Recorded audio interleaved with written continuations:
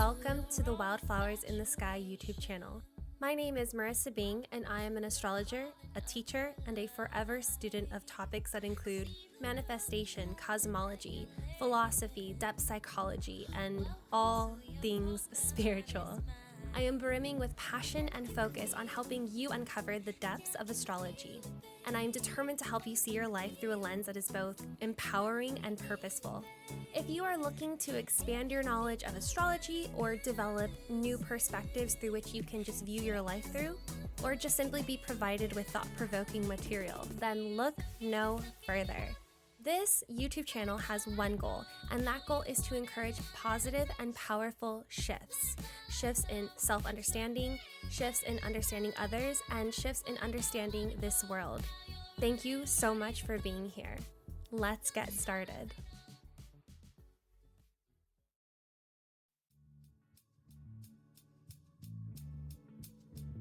Hi.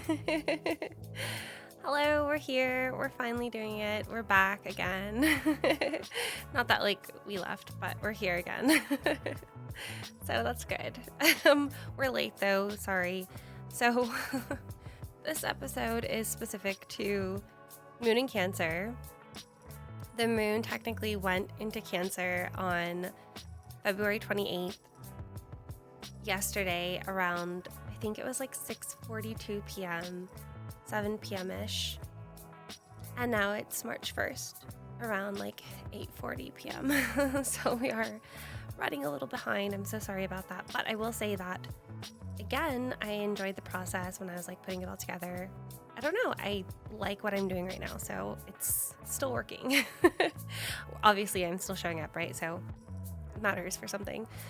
Because trust me, it has been a day, and I don't know if anyone else agrees. I know a lot of people I've talked to agree, but last week was such a week. It was, for anyone who has a corporate job or anything, but a day job. That's what I was trying to say. I couldn't spit it out. I have been having the hardest time talking lately. But for anyone who has a day job, last week was a 4-day week, and yet at the same time it was a month long. It lasted an entire month, I swear. It was the longest week of my life. And now this week is so much better, and yet it is still so much. And it's so I swear I'm on I feel I'm on a therapist couch or something. Anyway, I was just gonna say, I feel it's I'm in so many different groups and whatnot, and I don't know, I have perhaps I assume, I don't know, I feel like I want to say this, so I imagine that other people can relate to it or resonate with it. I myself, though, am in a lot of different groups. I'm part of a lot of different courses. When I tell people even just a few of the courses that I'm in, they're always very impressed with how many courses I participate in, whether it's community colleges or whether it's a random spiritual course or self-study, whatever it is. So I'm in a lot of courses, and I know a lot of people. I have a lot of different connections, and I have a lot of friends in that kind of way.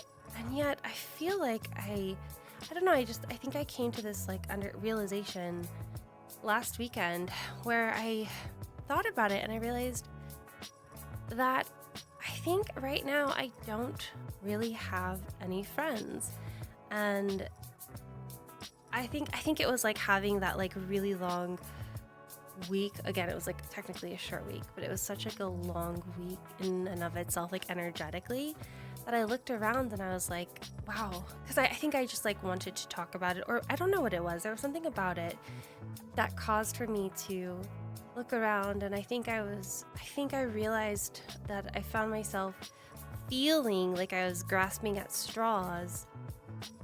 And I don't want to ever feel like I have to grasp at straws. I don't want to ever feel like I have to beg for friends, if that makes sense. I don't want to have to feel like I think everyone's energy is so very valuable and so precious, and everyone has so much to offer, and everyone is so unique and so valuable. Everyone is incredible. People have so much to give. It's a really beautiful thing. And I feel that everyone's on a learning journey. Some people are further along, some people are still figuring it out, and no matter what level and no matter how far along or how far behind somebody might feel, everyone is still on a journey because we're still here, and that indicates we're on a journey still. We haven't figured it out. If we had, we wouldn't be here. So we're on that journey, obviously. So I don't know. I think for the first time, I think that we see all these things that are out there that are, there's all these messages out there of that have good intention, but it's how seriously do we take them for ourselves? And I think I just found myself kind of coming to this point of I don't know, I don't know. I think I finally have reached a point of no longer, I think for the longest time, I am personally a people pleaser, a very, very bad people pleaser. Or I originally was, and I've been trying to work on it. And I think that now I've come to a point of really identifying when it comes to when I'm floundering, is especially when I people please. And when I'm floundering is when I shouldn't have to people please, is when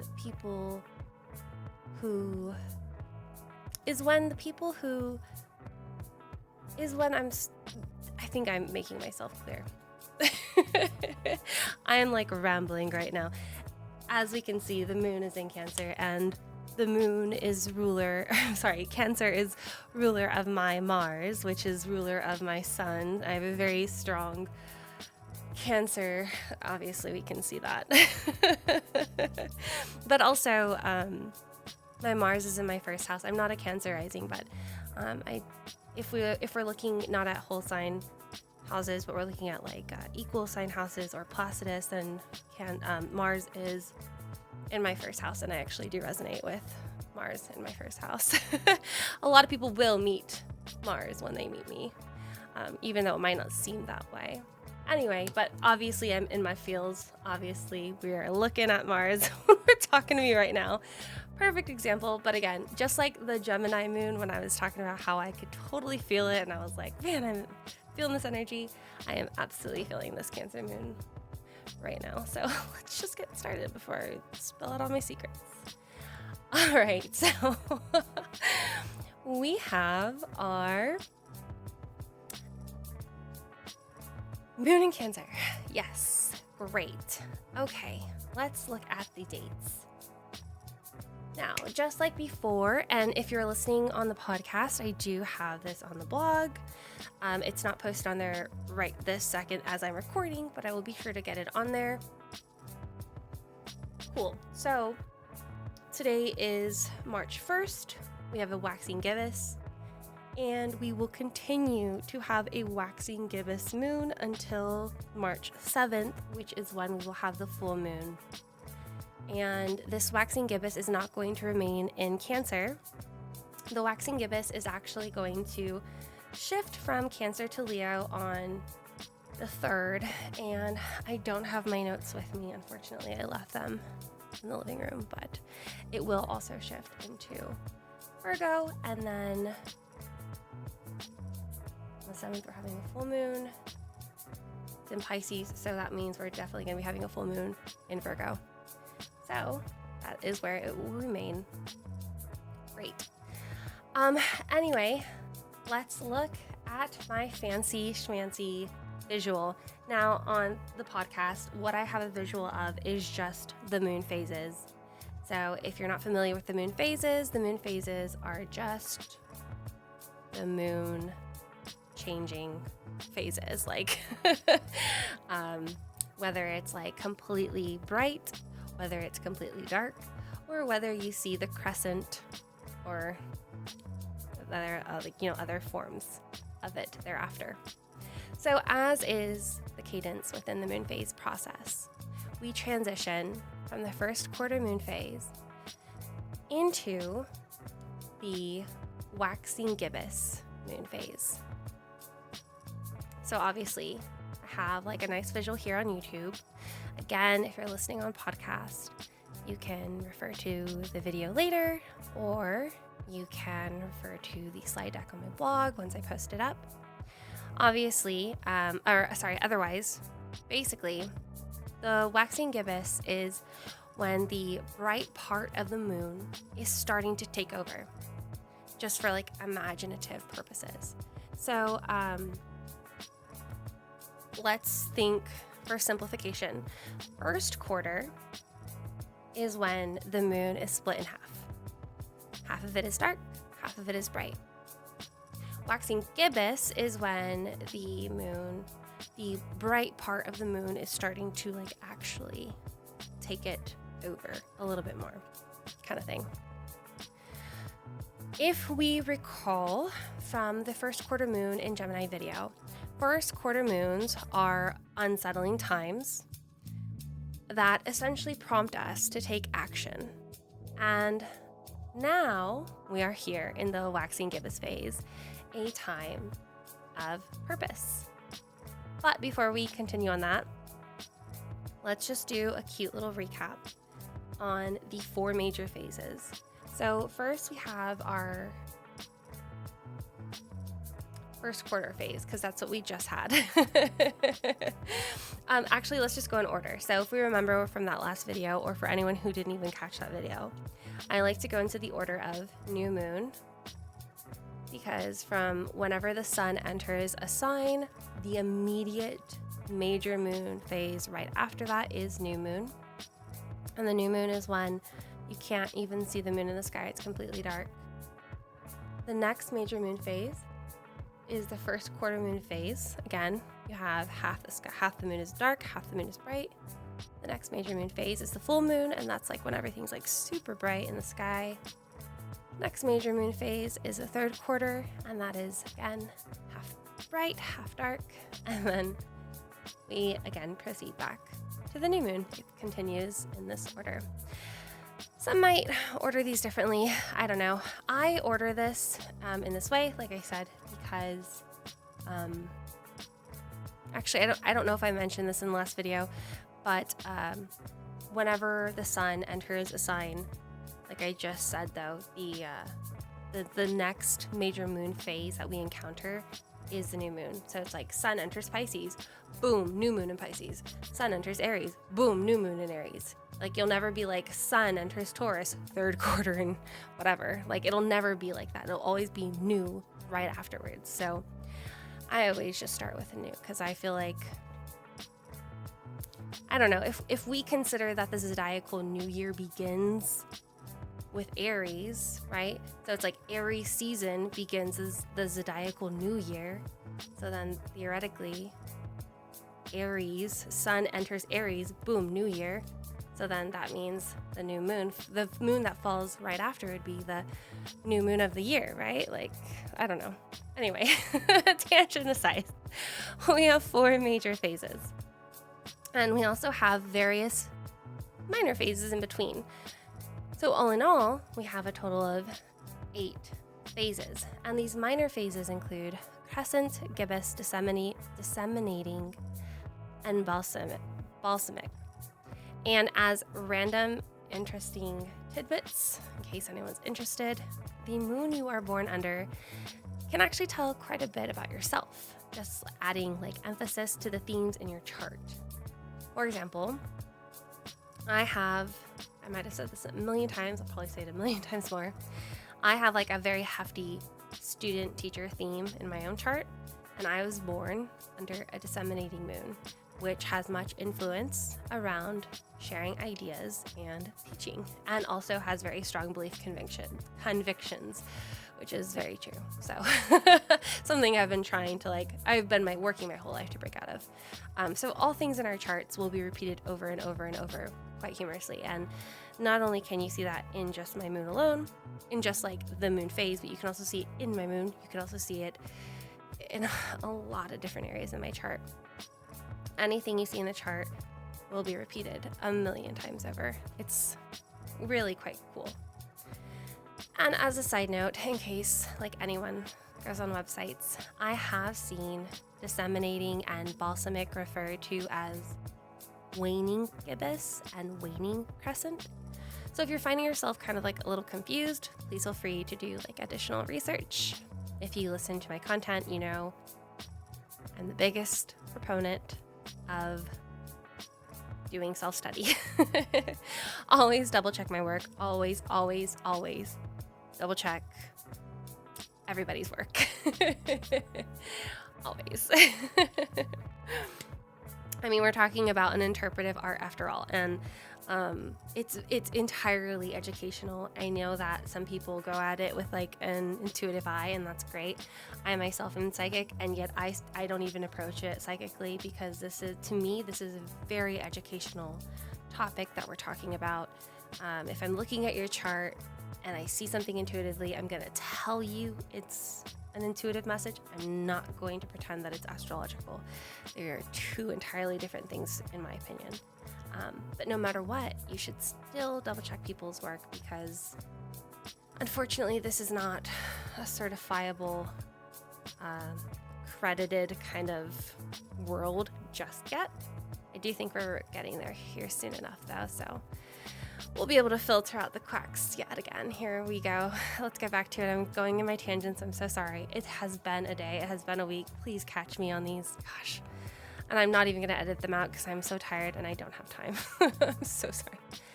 Back to it. Let's look at the phases. Okay, so new moons. New moons is when we set the goals. We set the intentions. We had our rituals. We were like, hey, yo, here's what I want. So we initiated the process with our spoken word, and even though we didn't talk about it, between the new moon and the first quarter moon, we do have a crescent moon. And that's when you're kind of like hunting and gathering like information to back up the goals that we want. So the new moon, we're like, hey, I want this. Crescent moon, we're like, okay, like let's get some like information on this thing that I want. And then first quarter moon, we were like, okay, now that I have the resources to set myself up for success, whatever, maybe I'm getting like the shoes so I can go running, or maybe I'm networking for the right connections, or the meal prepping for the diet that I want, or budgeting accordingly, or whatever, right? Now we're at first quarter moon, and now we're actually about to take action. So new moon, set the attention. Crescent moon, gathering whatever resources we need. First quarter moon, taking that action. We're finally getting off our ass, and we're taking those steps, and we're doing the next thing. And now we have finally reached the waxing gibbous moon phase, which is where we currently are right now. So the waxing gibbous moon phase is a time of development. This is a time when we may have more of like a mission-like mentality, where there's a sense of inner purpose, of intention, of drive. I mean, think about it. We're approaching on the full moon. The full moon is approximately 6 days away. We have like 1 week to get our shit together, to try and bring a piece of our goal into fruition, to try and bring the first major step of our goal into reality. 7 effing days. So we're buzzing. We've got the inertia. We've got the mission to fulfill. And when we have like a lot of energy and pressure like that, you know what tends to happen? We tend to get really distracted and we lose focus. We get lost in the world of like everything else because we don't want to think about it. And I do have a theory about that because I have a theory about like everything. Again, strong convictions. Okay, but like think about it. What do our goals do? They help us. They help us advance. They help us get that much closer to our dreams, to our destiny. And where do our dreams and destiny live? They live in the unknown terrain, in a place our egos do not know. So our egos are not mega fans of us achieving our dreams because they don't know where that's going to take us. So self-sabotage. Thus, as we inch closer to the full moon, we're kind of losing it. Kind of makes sense, right? Like all the tells of like full moons make people crazy. Well, we're amped up on all this nervous energy. Instead of tapping into the drive and purpose and intention, some people drop into the nervous energy and distraction and kind of let the ego guide. And as a result, we're not achieving even the first step of our goals. So if we find ourselves dropping into that nervous energy, try to become aware and recognize it for what it is. Feel it through and then release it if we can, to try and take control of it, to try and whip it around so that instead of it writing us, we're writing it. And so we can contort it into a form of drive instead of nervousness. When we have a waxing gibbous, Jane Struthers, in her book Moon Power, tells us, pause to consider everything you're dealing with so you can make practical plans that will satisfy your own aims. Try to stay focused. And hey, if you notice yourself slipping, see if you can find a way to get your personal goals to work with external factors and distractions. See if you can mend and blend the two so you're still not fully giving in all the way and you're still crossing those goals off. We have to be gentle with our needs. And for anyone who's looking at the YouTube video, I forgot to update the image of the moon, so there's a first quarter moon on there. I'm sorry. I did not double check this slide deck, which isn't like me, but again, this is, I had to throw this all together last minute. I'm sorry. And I don't know that I'm gonna have time to fix it before I update it to the blog. So if you're listening on the podcast and you happen to go to the blog, I am so sorry, but you're getting what you're getting. I'm so sorry. All right, let's go to the moon. I got all red. All right, so this waxing gibbous moon initially does begin in Gemini, but because it was so short-lived, I decided to instead announce it with Cancer. But before we go any further, let's just talk about the moon very quickly in general for anyone who's unfamiliar with the moon. So in astrology, the moon is considered a planet, and that's because the ancients did not have science. They didn't have the science that we have today, at least.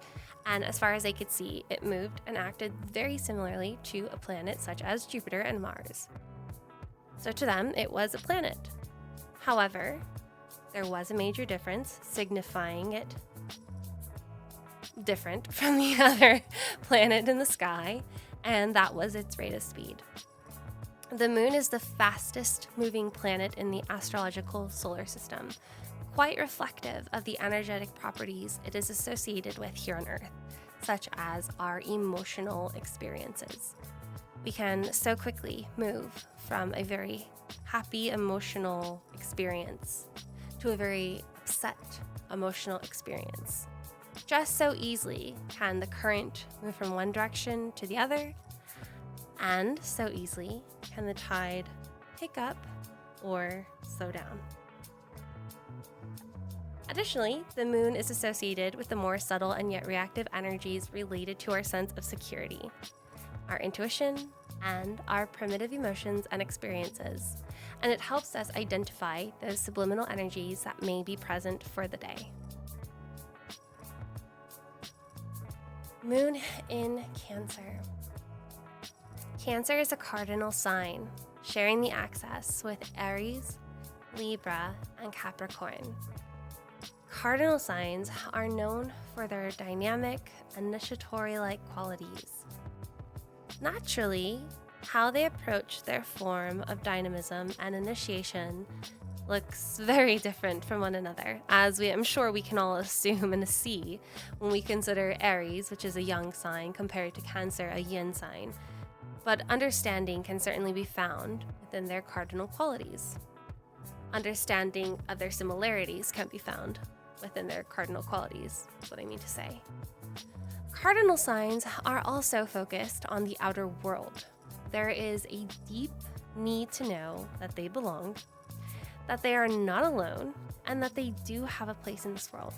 Yes, even the ever seemingly independent signs, Aries and Capricorn, need to feel like they belong. Yeah. In her book, Planetary Symbolism, Catherine Homaker-Zondag tells us that because the cardinal cross lays so much emphasis on the external world, the person with the moon in Cancer can have feelings that are too much involved in the world. The individual may suppose, in fact, that personal feelings originate inside, whereas they may actually be governed by the standards and values of others. What she is indicating here is what I consider one of Cancer's major talents, which is sensitivity. It is so sensitive to its environment and has such extreme attention towards it that it can confuse what it understands as personal feelings for what it is actually being experienced by others. Kind of like taking on from others. Kind of like Pisces. But I do want to say it is different from Pisces. Pisces is very present. It's very, very present. It's so present that it kind of soaks up. Whereas with Cancer, it's not that Cancer is not present. Cancer is present, but Cancer is what she's trying to call out is that sometimes Cancer can get overly concerned with the outer world to the point that it kind of loses, instead of monitoring its own feelings while also being concerned with the outer world, it can kind of get lost in the outer world as well. So a little different. Anyway, all of that said,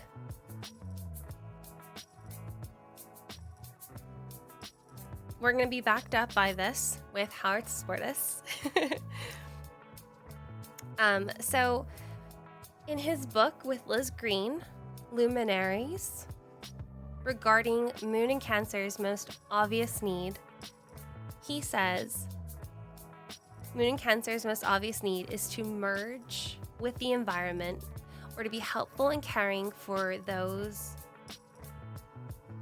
I wrote this very, very funny in the slide. I'm very sorry. This is very bad. I'm very sorry. I did not double check my work here. Yeah, this is why you don't rush your projects, people. And double check your stuff. I usually always double check my stuff too. This is very embarrassing. All right, we're gonna keep going. Well, this is actually really great. All right, you know you can't. You just gotta laugh at yourself. You just gotta laugh at yourself. All right. Well, he says, regarding Moon and Cancer's most obvious need is to merge with the environment or to be helpful and caring for those that Moon in Cancer is with. If Moon in Cancer is not threatened by its surroundings, the instinct is to merge and blend. I guess I didn't write it too bad. It's okay. It just looks really funny. Now, I wanna make a comment that this quote is taken kind of like how I mentioned in the last video for first quarter moon in Gemini. This quote is taken with regard to a person with Moon in Cancer, and obviously I'm pulling it and trying to target it towards a more general look with regard to a more general feel with moon in Cancer versus like a person, which will still be applicable, just like less, it'll be more diluted.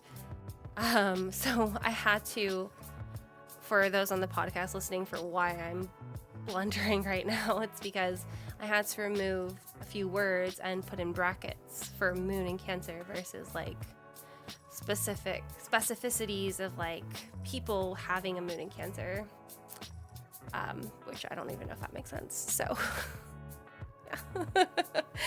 Great, this is going great. Okay, anyway, the book continues to express, however, that the moon in Cancer finds the most comfort when being sensitive to other people's needs. So, okay, I want to just like reiterate everything that was just said, because I feel like all of my blunderings have kind of caused for a lot of confusion. So first and foremost, we have the original quote from Karen Hamaker-Zondag, letting us know that moon in Cancer is cardinal. It likes to be very involved with the outer world, and as a result can often be governed by the standards and values of others. Howards Sportus is telling us that moon in Cancer tends to feel the need to like merge with their environment and be helpful and be caring, and as long as it doesn't feel threatened, as long as it feels safe, like it just wants to merge and to blend. And what I want to say next is that I think that there is this like huge stereotype around the sign of Cancer, and I think a lot of people might be familiar with this stereotype, especially if they're familiar with pop astrology. And that is that Cancer is like extremely sensitive or emotional or feelsy or what have you. And if you listen to my ever inconsistent programming, then you know that I'm not personally a fan of pop astrology or its superfluous use of stereotypes. However, one of my most favorite quotes is, I'm going to butcher this, and I know that I've shared this on this podcast before. I've butchered it before, but Chimamanda Ngozi Adichie. Chimamanda Ngozi Adichie. She has a quote that I really love, and I really feel like it's so applicable, particularly to astrology. And that is, the problem with stereotypes is not that they are untrue, but that they are incomplete. And I will probably repeat this quote like a million times over.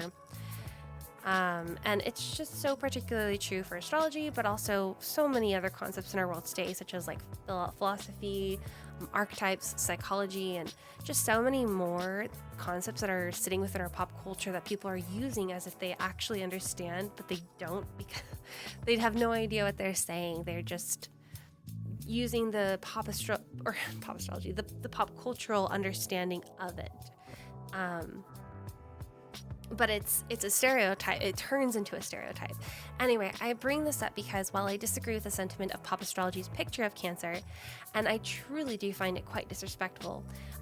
Sure, it's like fun to joke about sometimes, but trust me, pop culture's depiction is actually very disrespectful to the majorly graceful and powerful archetype within the sign of Cancer.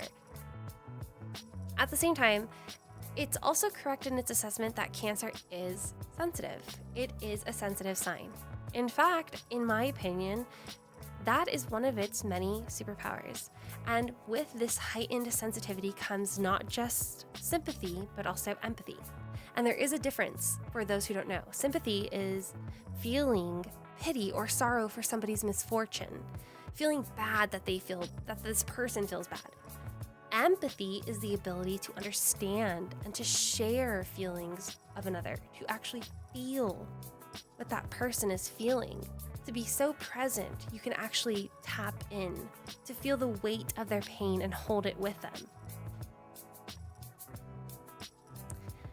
And, as is entirely natural, when sensitivity is involved, so is vulnerability. Referring to the same source, Luminaries, Howards Sportus makes mention that the moon in Cancer also comes with an instinctive reaction to retreat, to sit in the corner talking to no one, or even to leave the party. They just want to get back home into their shell, into whatever is familiar. And going on a tangent, but I just want to take a moment to really call out that our society mega undervalues the power of sensitivity, heavily overlooks the strength of a person who works to master the processing of their emotions. Emotions, feelings, we're talking incredibly complex, intangible, deep, muddy abstractions here that are entirely real, experienced by everybody, resonant with everybody, and unavoidable by everyone unless, unfortunately, your brain is impacted, which is also just so very fascinating. I've got like 400 books just on the brain alone, like obviously not neurological, but psychologically based topics, including my most recent intrigue, which is psychopathy. But all these books are like saved in my wish list if anybody wants to like hit me up and sign up to be like a sugar daddy and finance my forever interest in learning, because learning is very, very expensive, and really it isn't cheap to be educated, even if it's just self-learning and not like taking courses. So any takers. Anyway, but tangent aside, I bring this up because it's become almost the norm to just like roll our eyes or laugh at people who can't hang. And I'm like the first person who will raise my hand at being guilty of this, but I'll be honest, and I'm admitting this as a very emotionally calloused person who has I've certainly handled a lot, and I had to learn how to handle a lot since I was very young. And in truth, I am built to handle a lot, like how some people's bodies are built to handle certain things or handle a lot of whatever. I've got like emotional grit and psychological grit, believe me. And if I'm honest, I think that as I got older, I started noticing this like link between people who have the same hardships I struggled with and their I started noticing a link between people who did not have the same hardships. They seemed to have it like easier. What appeared to me, in my opinion, when I like, how we kind of, I don't know if other people do this, I usually have this like scale in my mind, but like usually like weighing things. And my assessment of it was that they had it a little bit easier, or if they had it easier, no matter how much, I noticed that they had a lack of the same grit that I had. But I also noticed that the people who had similar hardships or worse hardships than me, they had the same level of grit. And I think subconsciously I had formed this like judgment. It just like spawned out of jealousy for their ease, what I depicted as like their ease of life. But the truth is, like, we all have capacities of what we can handle, regardless of the inborn or forced floorings and ceilings. A friend of mine told me when I was 15, everyone's low might look different, but that doesn't change the fact that it's a low. And I'm mentioning all this because sometimes when the moon is in Cancer, some of us really get like extra vulnerable, because it's a vulnerable time for some of us, and that does sometimes mean that there is a need to withdraw.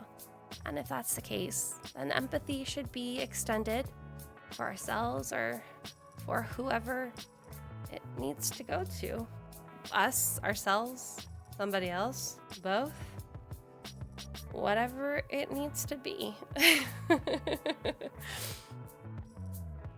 All right, let's look at the aspects. So March 1st, I'm actually talking about the aspects a little bit today. So March 1st, we have the moon in Cancer trining Sun in Pisces, squaring Venus in our Aries. Actually, sorry, we're going to say that again. We're going to say moon in Cancer is trining Sun in Pisces. It's also squaring Venus, Jupiter, and Chiron in Aries. So here's what I have to say about it.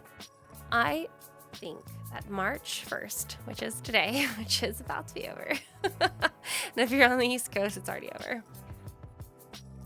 has the potential, and I wrote this probably around like 2 p.m., has the potential of inspiring a bit of a lethargic, that was weird, sorry, a lethargic, drained, or even lazy kind of energy. Perhaps we ourselves feel balanced, but our encounters with others result in us feeling as if we run into a wall of a sort, and a touch of insecurity has popped up in the background, blanketing us with an overall sense of exhaustion. Now, this is just one of the possibilities of the day, because if we have good boundaries, or if we have good energy cord cutters, if we do our breath work, if we have, if we withdraw when we need to, if we take the space when we need to, then we might actually find ourselves remaining fairly tranquil throughout the day and in a very harmonious state throughout the day, and allow the energies that do pop up kind of like come in and flow as they do. So, it could be a lethargic day, it could not be. I know for me, at the end of the day now here, it was a pretty lethargic day. Not lethargic, I would say exhausting day. I wrote lethargic as a possibility, but it certainly was a draining. When I say lethargic, drained, or lazy, I would pick drained for me. Definitely an exhausting kind of day. For March 2nd energy. So March 2nd, we are looking at sextile Moon in Cancer, sextile Uranus and Taurus, and trine Neptune in Pisces. March 2nd has the potential of bringing intuitive excitement, of amplifying our creativity, increasing our level of fantasy, encouraging our pioneering efforts, influencing our need for freedom, emphasizing our desire for change. I think this day is extending the opportunity to kind of dial in on our authentic selves, to tap a bit deeper into our intuition and identify with who and where we are feeling most safe to be our authentic selves.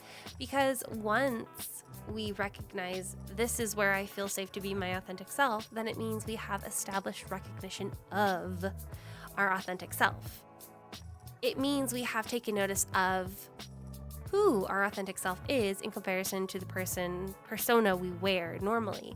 And then at that point, we can start to channel the best ways to meld the two. And finally, March 3rd, we have Moon in Cancer opposite Pluto in Capricorn. I swear. And this is the day too that we have the moon going to exit Cancer and ingress into Leo. I feel like every time it's about to do something with Leo, there's always something with Pluto coming up too. Always. It's really quite... Well, I guess that makes sense because, that's actually, The reason that makes sense for anyone who doesn't know is because Pluto's at the very tail end of Capricorn, and Capricorn is the opposite sign of Cancer. Right after Cancer is Leo. So right before Moon enters Leo, it has to finish Cancer. And as it's finishing Cancer, it's at the tail end of Cancer. Well, what's at the tail end of Cancer, or opposite of tail end of Cancer, is opposite of tail end of Capricorn. So there's Pluto there. No wonder. Makes sense. Okay. Sorry. Again, today, this whole past 2 weeks, I swear my brain has been so bad. All right. March 3rd. Let's talk about March 3rd. Send me prayers, people. we're getting through it. Okay, March 3rd energy is one that is asking us to go deep or go home. And quite fittingly, it is hitting us in the last part of the Cancer sign, shortly before the moon leaves the waters of Cancer and combusts into Leo's flames. In my opinion, this is quite perfect. It creates energy with so much potential focused on our unconscious, taboo, refused, repressed parts of ourselves. I have a great quote from Catherine Homaker-Zondag in her book Aspects and Personality. where she mentions that this aspect can influence us to ferret out whatever is hidden, to discover the source of things, and we often run up against very deep problems in ourselves or others. So if we do run up against problems, just take note of them, because they are likely things that are in need of healing, in need of processing, things that do not just go away in a day. These things don't go away in a day. Everything takes time. We are human. Our brains get compared to computers, and computers process. We need to process. It's okay. Give yourself permission to process.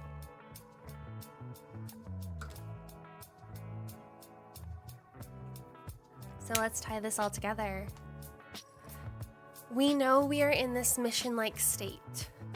We know we have this kind of purpose-driven, intentional kind of energy around us. We know that Cancer Moon is passive. It's receptive. It's focused on the outer world. It's externally focused. It's sensitive, caring, empathetic, nurturing, protective, security-driven, emotionally imaginative, friendly, affectionate, and intuitive. We also know that we have 7 days of the Waxing Gibbous phase prior to the full moon phase. And we know that within the 7 days of the Waxing Gibbous, we are only in Cancer for about 2.5 of those days. So I would argue that the first 2.5 of those days, and please again, excuse my tardiness, bear with me as I get myself in the groove of this new structure I'm starting and again, enjoying. We are intended to emotionally connect with what we're doing. These first 2.5 days while we are Waxing Gibbous Moon phase in Cancer, we are intended to emotionally connect with what we are doing. We're trying to manifest here, right? In the full moon, we're trying to manifest here. We're trying to see what we've manifested thus far once the full moon hits, right? So it's a progression checkpoint. In the last quarter moon on the 27th, we started taking action, yeah? So from the 27th until the full moon on the 7th of March, progression has the potential of being made.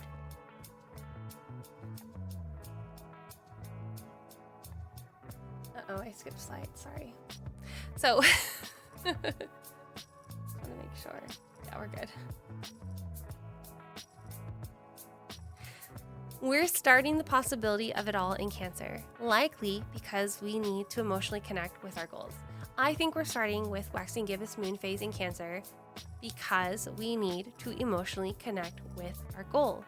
With what we're trying to do, we have to emotionally connect with what we're trying to do. If we can't feel into what we want, into what we aspire for, into what we hope for, then it will certainly be a bit harder to attain.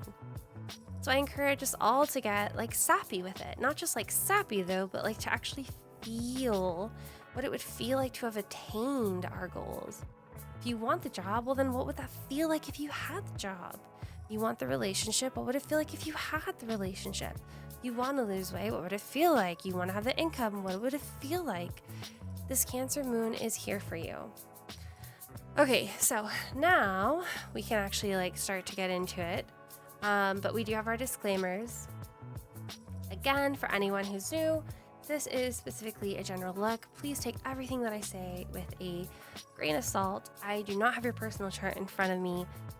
Everything that I'm making is based entirely, generally, without any regard to your chart whatsoever. Please compare all this information with your own chart. Please look at where all the planets are with your own particular chart. Not all the energies that are in the sky will actually impact you directly. They could affect you as a byproduct of other people, but it depends on your own chart points. And no matter what, please always refer to your rising sign. If you have any questions, always consult an astrologer and take everything with a grain of salt because I don't know your chart. Great, let's get started. Again, we're doing everything with questions and we're starting with Cancer. Cancer, how do we ensure we are feeling into our goal without making it about or involving others? Are we enveloping others into our goals? or perhaps enveloping their thoughts, experiences, feelings? Is it okay if we tap into this goal on our own? Is it okay if we make this about only us? Only our own company? No matter what, your goal will always benefit others. It's a domino effect that is inevitable and entirely unavoidable. You will always benefit others by benefiting yourself. But sometimes we can get a bit too enwrapped in the world around us when these initial stages are really just for us. These initial stages are just for us. They are just for us to feel. And while it is entirely possible for someone to join you in this process and hype you up, it's also entirely possible for someone to not get it and pull you down and sway you one way or another or confuse you.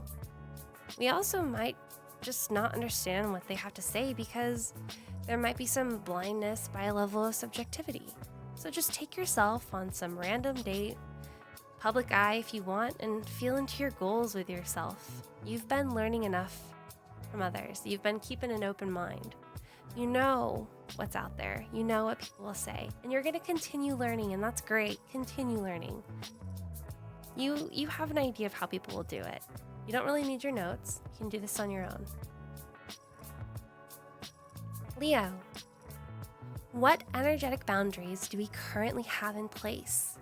How are we able to identify when we feel something compared to when someone else is influencing us, or swaying us, manipulating us, or convincing us of something?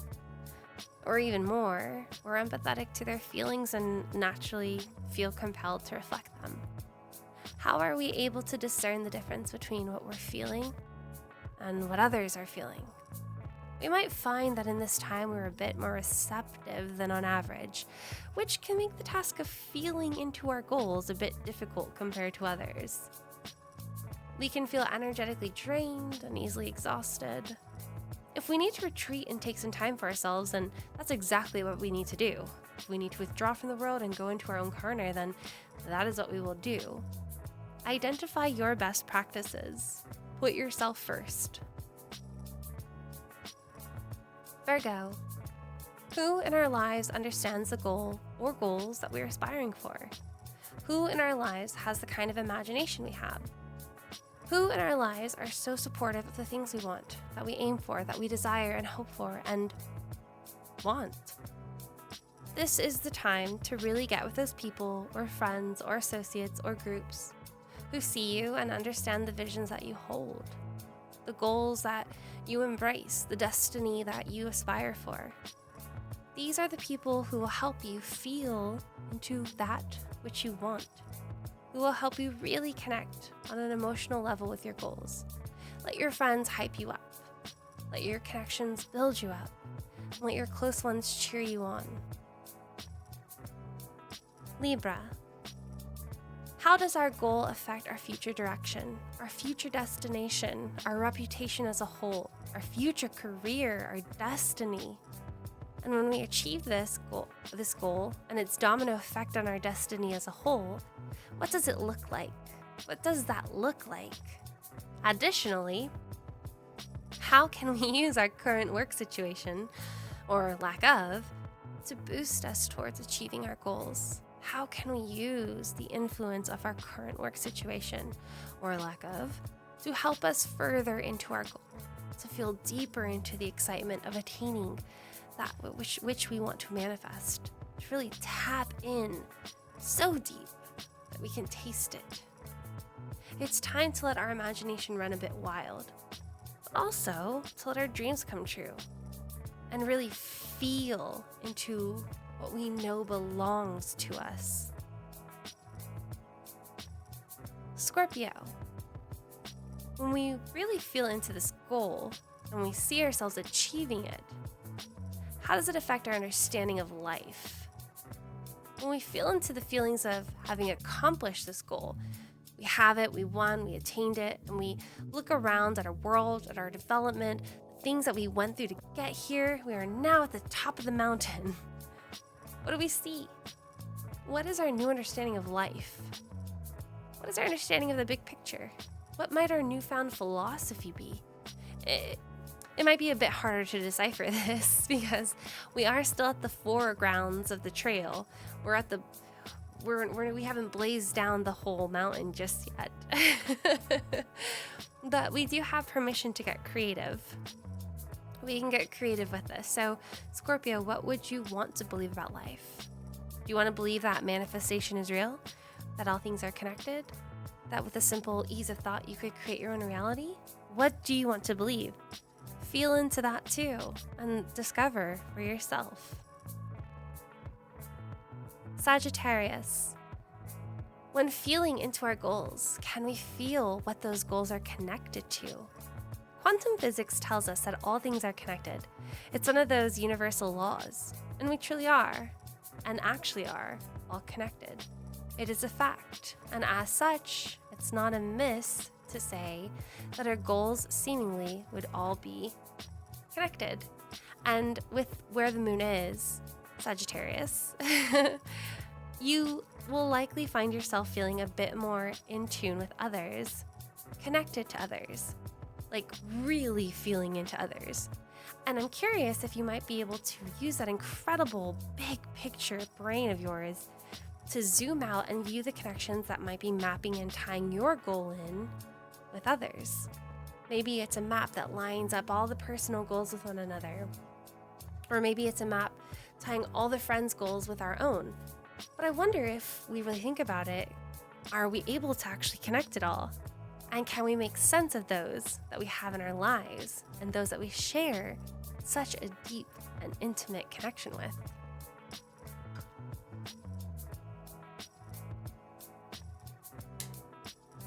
Capricorn, how can we use this opportunity to tap into our goal as a means to also exercise embracing all parts of us, including the taboo, refused, and canceled parts of us? Is there any part of this goal that might actually be a bit more forgiving to the parts of us that we dislike and can help us reintegrate those aspects in a more healing capacity so that they're more grown, developed, and have a chance? Are we able to work with a close friend, a loved one, a partner, a family member, someone we very much trust to help us really get hyped about our goal, to really tap in and feel our goal, and also help us align with how this goal is likely to connect with those parts of us we really don't like to acknowledge? Our goals bring us to our destiny, right? But at the end of the day, our destiny is always to become whole. We're always on a journey to grow, to develop, and become ourselves. So, in a way, this goal is going to help us get there, to become whole.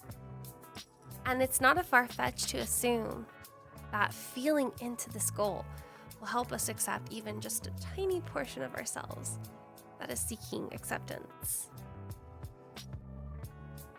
Aquarius, how do we ensure we are actually setting time aside in our schedule to feel into our goal?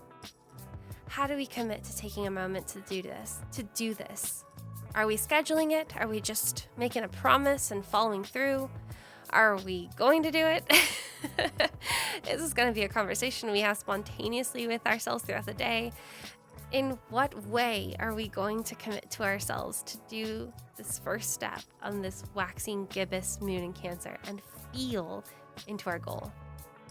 Connect with what it would feel like to actually achieve and attain our goal. It's so easy to get lost in the blender of the day. Also, for many air signs, as yourself, feelings can appear a bit irrational. Feeling into things isn't as fun as thinking about them, or thinking, or talking, or rationalizing. But that's not the assignment, which is why we probably need to schedule it. And which is probably why we need to organize this. We need to do it, so set up the time. Pisces. After we've felt into the goal, how can we creatively express our experience? How can we articulate the sensation and experience of what it would be like to have attained our goal, to have gotten one step closer to our future, to our goals, to our destiny? How can we release this within some form of creation, within some form of movement? of process, of improvisation, and yet some trained form. Identifying the ideal form of release is a great start, and then actively creating that release is the next step. Because while you're creating that release in whatever way comes for you or comes to you, well, then you're just reliving and reliving and reliving the feeling again and again. And in that sense, you're manifesting and you're manifesting and you're manifesting and you're manifesting. And at that point, you're just gonna win. Aries, when we feel into this goal, what level of security does it seem to achieve for us? Goals can be scary, especially for the ego. They typically are 100% of the time. Reason being, they are the definition of change. Something has to change when a goal is achieved. The ego doesn't like when there is a change. The ego likes when things stay the same. So when we pursue goals, the ego is not happy. And that's one of the many reasons we struggle with pursuing goals and achieving goals.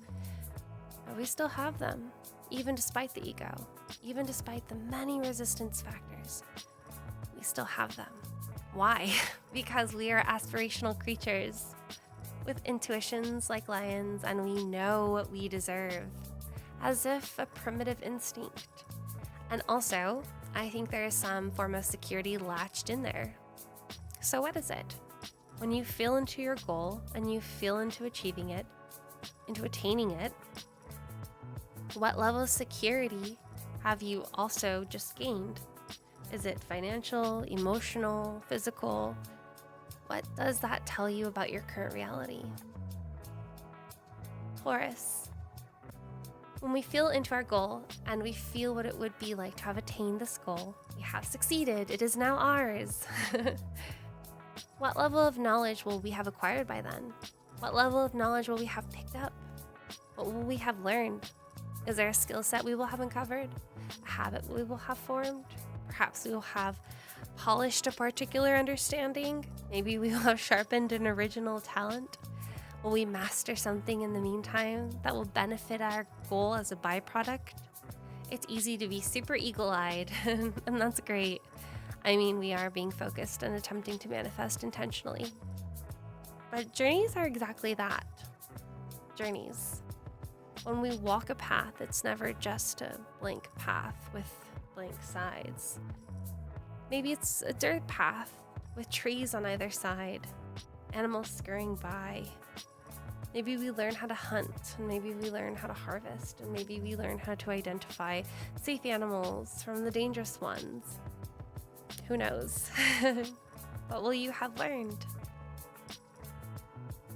Gemini, when we feel into this goal and we see ourselves succeeding, pause for a moment and take stock of all the things you needed to get there. Was it all the stuff you currently own? Was it all the possessions you currently possess? Was it all the valuables you currently value? What were the key items that got you there? What were the true valuables that got you there? What were the true items of value? When you feel into having succeeded and you know the succession is about to bring you to the next level, level 2, baby. What are you about to bring in?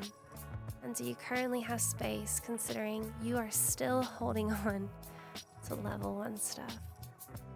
Maybe it's time to clean house of some of the sentimental items you have yet to let go of.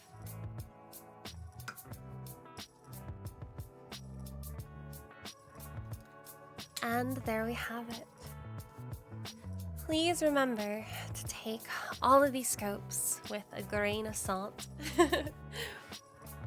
Consult an astrologer for how each transit will affect your personal chart. Just by having your rising sign at a particular degree can entirely and drastically change the energies present. Not to mention what all the planets are doing and how they interact chemically. Chemical reactions will absolutely create an entire tirade accordingly. Anyway, I hope you enjoyed this episode. Please remember to resubscribe if you need to. to my website for any of the astrology workbooks or reminders, emails for the blog or episodes and more. Additionally, you can find the notes and scripting for each episode on my blog. If you have any questions, you can always email me at hello@wildflowersinsky.com. Upcoming episodes should include, again, still making sure that I'm being consistent. Your ever inconsistent queen. Moon in Leo, Mercury in Pisces, Moon in Virgo. Mercury goes in Pisces tomorrow, Moon in Leo on the 3rd, and Moon in Virgo, I think on the 5th or 6th. I don't quite recall. I don't have my notes in front of me. I apologize. Anyway, thank you so much for being here with me. This one is so full of blunders. I really hope you're very forgiving. Send me your prayers and thoughts. I need them. And yeah, I really hope you have a great day. Thank you again so much for being here. Bye.